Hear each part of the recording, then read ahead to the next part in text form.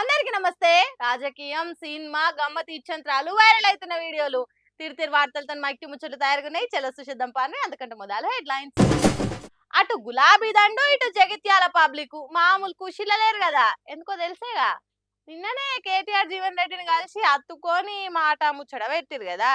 ఇప్పుడు జీవన్ రెడ్డి ప్రతి నమస్కారం చేయనీకే బయలుదేరిండో.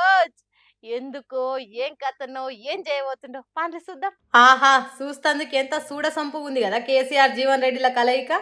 ఇద్దరు కూడా రాజకీయంలో మునిగి తేలినోళ్ళు, అనుభవం కలిగిన మేధావులు. అసొంటి పెద్దలిద్దరు ఇప్పుడు కలిసి నడవబోతురంటే గులాబీ పార్టీ జోష్ ఏ తీర్లు ఉండబోతుందో చెప్పలేమిగ. జీవన్ రెడ్డి కార్తీగుడితోనే రామన్న శాల్వా కప్పి పుష్పగుచ్చం చేతిలో పెట్టిండు. అటెన్క వేరే బీఆర్ఎస్ లీడర్లు కూడా చేతిలో చేయి కలిపి స్వాగతం పలికిండ్రు. లోపలికి పోయిన జీవన్ రెడ్డి పోవుడుతోనే కేసీఆర్ను హత్తుకొని మురిసిపోయిండు. కేసీఆర్ కూడా చేతిలో చేయి కలిపి శాల్వా కప్పి పార్టీలకు పిలుచుకుండు. ఎట్లయితే నిన్న కేటీఆర్ జగిత్యాల పోయి కలిసి వచ్చిండో అప్పుడే అనుకున్నారంతా జీవన్ రెడ్డి కారు ఎక్కుడు కేసీఆర్ చేతుల మీద అయితే ఇంకా మస్తుంటది. అప్పుడు కాంగ్రెస్ కు కూడా వాళ్ళు చేసిన తప్పేందో తెలుస్తుంది అన్నట్టు గుసగుస పెట్టిర్రు. హాగో అన్నట్టే అయింది. అలా కేసీఆర్ ను కలిసి తన అభిమానులందరికీ ఏకదం వార్తని చెప్పిండు జీవన్ రెడ్డి. మరి ఈ కాడ నుండి జీవన్ రెడ్డి మార్క్ ఎట్లుండబోతుంది, కారు గేర్లు ఎటు మార్చబోతుర్రు, తెలంగాణ రాజకీయం అయితే మామూలుగా ఉండదనే అనిపిస్తుంది. చూడాలేమైతుందో. ఏండ్ల నుంచి సేవ చేసిన పార్టీ ఇవాళ మూలాలు మర్చి అన్యాయం చేస్తే కౌంటర్ ఎట్లుండబోతుంది అనేది జీవన్ రెడ్డి సార్ రాజకీయంలా తెలంగాణ జనాలు చూడబోతురని మాట్లాడుకుంటుర్రు కారుకర్తలంతా. మొన్ననే కదా ఇంట్లో వాళ్ళు ఒప్పుకుట్లే అని మోనాలిసా లేచిపోయి తను ప్రేమించుకొని లగ్గం చేసుకుంది. ఆ లగ్గం మీద తీరుగా లవ్ జిహాదు, కేరళ స్టోర్ అనుకుంటా పుకార్లు కూడా పుట్టినాయి. అయినా కూడా ఇక అయ్యిందేదో అయ్యింది, కలిసిమెలిసి పిల్ల పాపలతో బతుకుతారు అనుకుంటే పాపం ఇంత కథ ఏందో చూసుకుంటే. లవ్ యూ బచ్చే అనుకుంటా లవ్ చేసి పెళ్లి చేసుకున్న మోనాలిసాకు పాపం ఆ మురిపం 3 నెలల ముచ్చట్లెక్కనే మిలిపాయి కదా.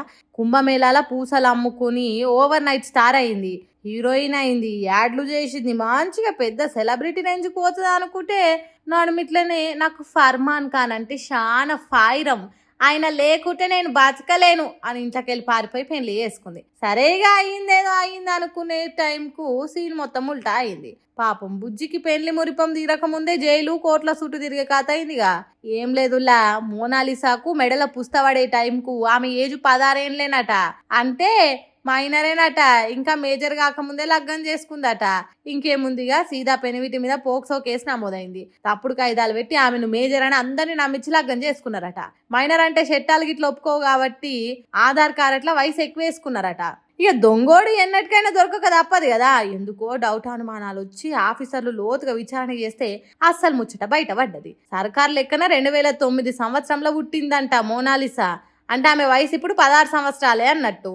అంతే, ఇక మేజర్ కాదని బయటపడ్డది. మున్సిపల్ వాళ్ళు ఇచ్చిన నకిలీ పుట్టిన తేదీ సర్టిఫికేట్ ను సుత రద్దు చేసిరట ఆఫీసర్లు.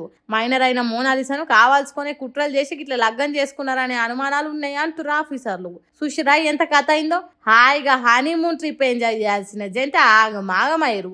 అందుకే అంటారు దేనితోనైనా ఆటలు ఆడొచ్చు కానీ చట్టంతో ఆటలు ఆడితే మాత్రం ఇట్లనే సీన్ సితారా అవుతుంది అని. చట్టం గిట్టం జాంతానై నాకు నచ్చినట్టు చేస్తా, నాకు నచ్చినట్టు ఉంటా అంటే నడవదు కదా.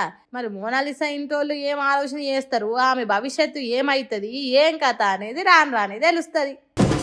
చదువుకోవాల్సిన ఏజ్లా లవ్ గివ్ అనుకుంటా వాళ్ళ భవిష్యత్ ఖరాబ్ చేసుకునే కాదు, మంది బతుకులను కూడా ఆగం చేస్తుర్రు. తూ వీనికి ఎసోంటి శిక్షలు వేసినా తప్పులేదు. అదే పోయిన నెలలా రాజువేట్స్ రాంబాయి సినిమా చూసి ఒకడు పిల్లకి ఎయిడ్స్ రక్తం ఎక్కించింది కదా. పాపం వాని అడ్డమైన పని వల్ల ఎంత పనైందో చూడుండ్రి. ఆ బుజ్జి బతుకు అన్యాలం అయిపోయాయి కదా. రాజువేట్స్ రాంబాయి సినిమా లెక్క పోయిన నెలల మేడ్చల్ జిల్లా పోచారంలోని మనోహర్ అనేటోడు తనకు ఎయిడ్స్ వచ్చిందని తెలిసి పిల్ల ఇంటోళ్ళు లగ్గం క్యాన్సిల్ చేసిరని ఎయిడ్స్ రక్తాన్ని సూదుల నింపి ఎక్కిచ్చిండు కదా పిల్లకి. పాపం ఆమె నెంబటి వాళ్ళ ఇంట్లో దావఖానకు తీసుకుపోయి ట్రీట్మెంట్ గిట్ట అన్ని చేపిస్తూనే ఉన్నారట. మరి నా బతికి ఇట్లా అయిపోయాను రందో లేకుంటే ఆ రోగం ముదిరినా కొద్ది నొప్పి భరించలేకపోయిందో తెలియదు గాని బలిమీకి జీవి తీసుకుందట బుజ్జి. అసలు ఎందుకు అట్లా చేసుకుందో చెప్పురన్న మీరన్న.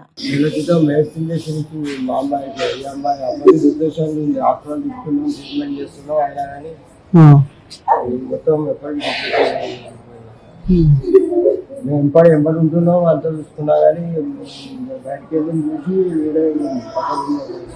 ఎవరిది ఆ రూమ్ ఎవరిది? మా అమ్మాయి పక్కకు వేరే పక్క ప్లాట్ ఆ, ఇంట్లో వేడి మేము షాపు వేడి కాక మేము అక్కడికి చనిపోయింది.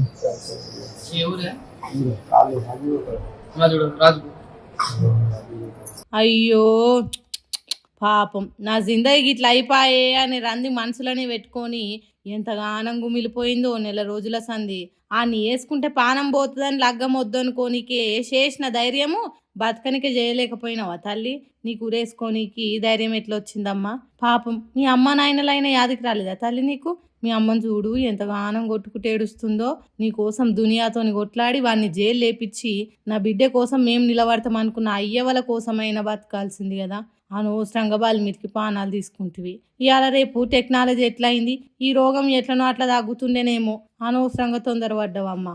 ఆ అడ్డమైనోడు జైల్లో నిమ్మలంగానే ఉన్నాడు, నీ పానం మింగిండు కదా. పోలీసార్లు ఈ కేసు కూడా వేసి పొట్టు పొట్టు గట్టిగా మైలపోలు వెళ్ళేటట్టు చేయండి సార్లు. ఆ బడివేగాంది అన్యాయంగా ఆడవిల పానం తిన్నాడు, వీని వెట్టిరాను.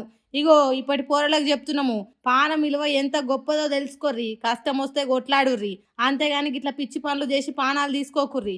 ఏమంటున్నాం పైలమ్మలా? ఇవాళ రేపు పానాల కంటే ఫోటోలే ఎక్కువైనాయి కొందరు జనాలకు. అరే తెలివని జాగాలకు పోయినప్పుడు ఎంజాయ్ చేసినామా వచ్చినామా అన్నట్టు ఉండాలి కానీ ఫోటోల కోసం పానాలు తీసుకుంటారా చెప్పుండ్రి? ఒక్కరు కాదు ఇద్దరు కాదు, నలుగురికి నలుగురు ఫోటో సోకు చేయంగా ఏమైందో చూడండి. ఇగో ఈడ కానొస్తారు కదా ముగ్గురు ఆడిపోరలు, జలపాతంలో జలకాలు ఆడదామని పోయి పానం మీదకి తెచ్చుకుర్రు. అల్లూరి సీతారామరాజు జిల్లా అనంతగిరి మల్లంగుమి కాడ ఓ జలపాతం ఉందట. ఎండాకాలం కదా, ఇక దోస్తులతో అట్లా ఎంజాయ్ చేసేద్దామని పోయిరట నలుగురు దోస్తులు. మరి పోయిన వాళ్ళు పోయినట్టు ఒకటో రెండో ఫోటోలు జరి ఇవతలకే ఉండి దీత అయిపోగా, అసలు ఈతనే రానప్పుడు నీళ్ళలో ఎందుకు దిగాలి? సెల్ఫీలు అట్లది ఇట్లది అని ఫోజులు ఇచ్చుకుంటా ఇంకింత లోపలికి పోయిరు. హగు అంతే, ఇక అటే లోపలికే వాయే. ఒక ఆమె మునిగిలేసింది కానీ మళ్ళీ అట్లనే పోయిందిగా. ఇటు చేతుల ఫోన్ పట్టుకొని సెల్ఫీలు తీస్తున్న ఆమె కూడా జారి పడిపోయిందట. పాపం మునిగిపోయిన వాళ్ళ దాంట్లో జంబు వలసకు చెందిన సాలెపు త్రిష, సాలెపు పవిత్ర, సాలెపు రత్నకుమారి అంటే ముగ్గురు ఒక ఇంటోలేనట. ఈ ఫోటోలు తీసిన ఆమెను ఎంబటే అక్కడ ఉన్నోళ్ళు ఎవరో కాపాడి దవాఖానకు తీసుకుపోయారట. కానీ సుషిరా జర్రంతలో ఎంత కథ అయిపోయాను. పానం కంటే ఎక్కువనా చెప్పుండ్రి ఫోటోలు. ఇవాళ రేపు మనుషులు ఈ ఫోటోలు రీల్స్ అనుకుంటా పానాలని లెక్క చేస్తలేరు. ఏడికి పోయినా ఫోటోలు దిగుడు ఇదే సోకు అయింది. ఆ అడ్డమైన సోకుతోనే పానాలు తీసుకుంటురు. ఇప్పుడు చూడుండ్రి, ఫోటోల కోసం పోయి వాళ్ళ ఫోటోలకే దండలు వేయించుకునే కాడికి తెచ్చుకుర్రు. ఇప్పటికైనా ఇది చూస్తున్నోళ్ళు ఈ ఫోటోలు వీడియోలు సోకు ఎంత దాకుండాలనో అంత దాక్కుంటేనే మంచిది. పానం కంటే ఏది గొప్పది కాదు, ఏది విలువైంది కూడా కాదు. చూసుకుంటా మెదులురు జర్రా. చూసిరానిలా నేను పట్టుకొచ్చిన ముచ్చట్లు ఎట్లున్నాయో ఇంకిన్ని ముచ్చట్లతోటి మళ్ళీ కలుద్దాం. అప్పటిదాకా చూస్తానుండరు మనం మైక్ టీ ముచ్చట్లు.